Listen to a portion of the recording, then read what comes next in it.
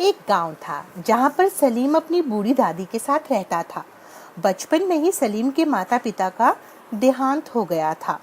तब से उसकी दादी ने ही उसको पाल पोस कर बड़ा किया था। सलीम बेटा, इधर आ, ये ले सेवइयां बनाई हैं, जरा खा कर तो बता कैसी हैं। सलीम सेवइयां खाता है और कहता है, बहुत बढ़िया है दादी, तुम्हारे हाथों में जादू है। दादी कल ईद है, क्या मैं यही पुराने कपड़े पहनूंगा? अच्छा सुन, ऐसा कर, दर्जी से जाकर मेरा नया दुपट्टा लेकर आना, कहीं वो दुकान ना बंद कर दे। जा, जल्दी ले आ बेटा। वाह दादी वाह, अपने लिए नया दुपट्टा और मेरे लिए वही पुराना कुर्ता। तुम तो बहुत ही खूबसूरत हो दादी। हाँ, वो तो मैं हूँ ही। तू अब जल्दी से जा, ज्यादा बातें मत बना। सलीम वहां से दर्जी की दुकान की तरफ चल देता है और वहां पर पहुंचकर, दर्जी चाचा, मेरी दादी का दुपट्टा बन गया क्या? क्या तुम्हारी दादी का दुपट्टा? लेकिन तुम्हारी दादी ने तो कोई दुपट्टा नहीं दिया बनाने के लिए। सलीम वहां पर खड़ा हुआ सोच में पड़ जाता है कि ये दर्जी क्या बोल रहा है। तभी दर्जी कहता है, तुम्हारी दादी ने तो तुम्हारे लिए नया कुर्ता पजामा दिया था बनाने के लिए। ये लो, ये बन गया है। सलीम कुर्ता पजामा लेकर खुश हो जाता है और खुशी खुशी अपने घर की तरफ जाता है।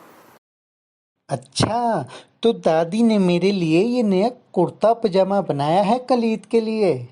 सलीम घर पहुंचकर अपनी दादी के गले लग जाता है। अच्छा दादी, ये नया कुर्ता तो मिल गया, अब कल मेले में जाने के लिए पैसे भी दे देना मुझे। बेटा, तू अब आराम कर, कल ईद है। सलीम सोने चला जाता है और दादी वहीं पर सोचने लगती है, हे खुदा, क्या हम गरीब लोग कभी ईद नहीं मना सकेंगे खुशी से? मैं कल सलीम को क्या दूंगी मेले में जाने के लिए? मेरे पास तो एक भी पैसा नहीं है। जो थे उससे मैंने इसके लिए नया कुर्ता पजामा बनवा दिया। दादी अपना पुराना ट्रंक खोलती है और उसमें कुछ ढूंढने लगती है और दादी के हाथ में कुछ सिक्के आ जाते हैं। शुक्र है खुदा का, कल मैं सलीम को यही दे दूंगी। अगले दिन सलीम नए कपड़े पहनकर तैयार हो जाता है और दादी के पास जाता है। दादी उसको वो पैसे दे देती है।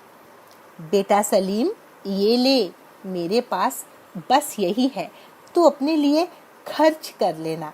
ठीक है दादी। सलीम अपने दोस्तों के साथ मेले में चला जाता है। वहां पहुंचकर उसके दोस्त खिलौने लेते हैं, लेकिन सलीम के पास तो बस 2 सिक्के थे। सलीम, तू भी ले लिए खिलौना, ये आ जाएगा खिलौना जितने तेरे पास पैसे हैं।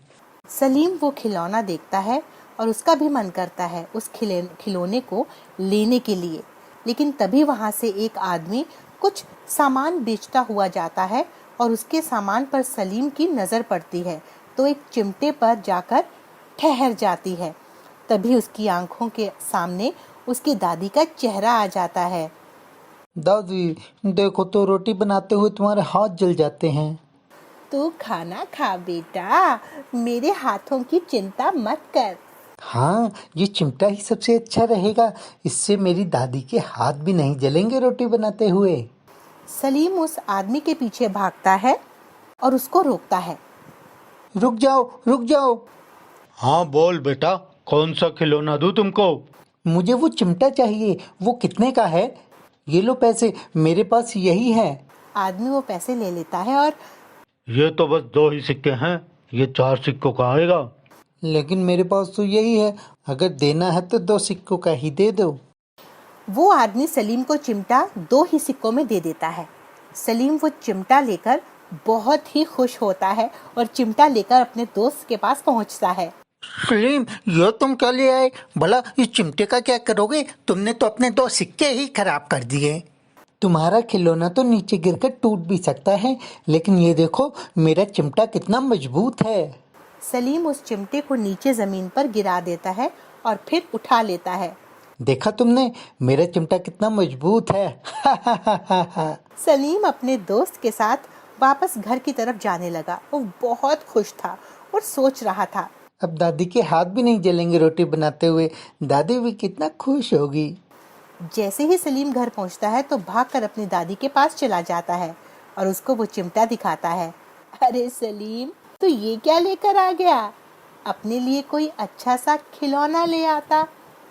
दादी, ये मैं तुम्हारे लिए लेकर आया हूँ। तुम्हारे हाथ जल जाते हैं ना रोटी बनाते हुए। अब देखना, तुम आराम से रोटी बना सकती हो इस चिमटे से। तुम्हारे हाथ भी नहीं जलेंगे अब दादी। दादी की आंखों में आंसू आ जाते हैं सलीम की बातें सुनकर। दादी सलीम को गले से लगा लेती है। सलीम, मेरे बच्चे, तूने तो इस गरीब की ईद बहुत ही बढ़िया बना दी। वक्त बीतता चला गया और आज सलीम 22 साल का हो गया था। बड़ा ही नेक दिल और मेहनती था वो, और अपनी दादी का बहुत ख्याल रखता था। दादी कहाँ हो दादी? जब देखो आप चूल्हे के पास ही मिलती हो। थोड़ा आराम भी कर लिया करो। तुझे कितनी बार तो बोला है कि तू निकाह कर ले, लेकिन तुझे अपनी दादी की कोई परवाह ही नहीं है। दादी, तुझे तो पता है ना, अभी 2 वक्त की रोटी के लिए कितनी मेहनत करनी पड़ती है। इस गरीबी में कैसे किसी और को ले आऊं? बेटा, ये तो इसी तरह चलता रहेगा तो क्या तू सारी उम्र ऐसी ही गुजार देगा? मैं अभी जाता हूँ, शाम को आकर मिलूंगा तुमसे। सलीम ये बोलकर वहां से चला जाता है अपने काम पर। वो कपड़े का काम करता है और घर घर जाकर कपड़े बेचा करता था, कभी इस गांव तो कभी उस गांव। कपड़े वाला, कपड़े ले लो, बढ़िया और सस्ते कपड़े, सूट, कुर्ता, पजामा, पैंट शर्ट का कपड़ा। सुबह से शाम होने को आई थी, लेकिन अभी तक उसका कोई कपड़ा नहीं बिका था। मायूस सलीम वापस अपने घर की तरफ जा रहा था कि तभी एक औरत उसको आवाज देती है, कपड़े वाले, ओ कपड़े वाले, जरा इधर तो आना। सलीम वहां चला जाता है और अपने कपड़े दिखाने लगता है।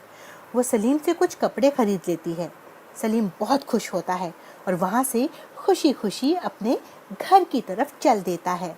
खुदा का शुक्र है कि बिक्री हो गई, वरना आज तो खाली हाथ ही घर जाना पड़ता। सलीम घर पहुंचकर सीधा दादी के पास जाता है और पैसे दादी के हाथ में रख देता है। दादी, ये लो, पैसे संभाल कर रख लेना। सलीम, तो मुझे क्यों दे रहा है बेटा? मैं संभाल कर क्या करूंगी? तू अपने ही पास रख बेटा। दादी, ईद आने वाली है और इस ईद को हम अच्छे से मनाएंगे। ठीक है बेटा, खुदा का शुक्र है जो मुझे तेरे जैसा नेक दिल बेटा दिया, जो अपनी दादी का इतना ख्याल रखता है। अच्छा सलीम बेटा, कल जब तू जाएगा तो मुझे भी अपने साथ लेते चलना और दरगाह पर छोड़ देना। हाँ दादी, ठीक है। मैं जानता हूँ कि तू दरगाह क्यों जाती है, मेरे निकाह के लिए दुआ मांगने, लेकिन मैं निकाह नहीं करूँगा। कहता हुआ सलीम वहां से चला जाता है। अगली सुबह सलीम दादी को लेकर दरगाह के लिए चल देता है और दादी को वहां पर छोड़कर अपने काम के लिए चल देता है। अच्छा दादी, मैं अब चलता हूँ, अपना ख्याल रखना। सलीम कपड़े बेचने के लिए चल देता है। कपड़े वाला, कपड़े ले लो, बढ़िया और सस्ते कपड़े, सूट, कुर्ता, पजामा, पैंट शर्ट का कपड़ा।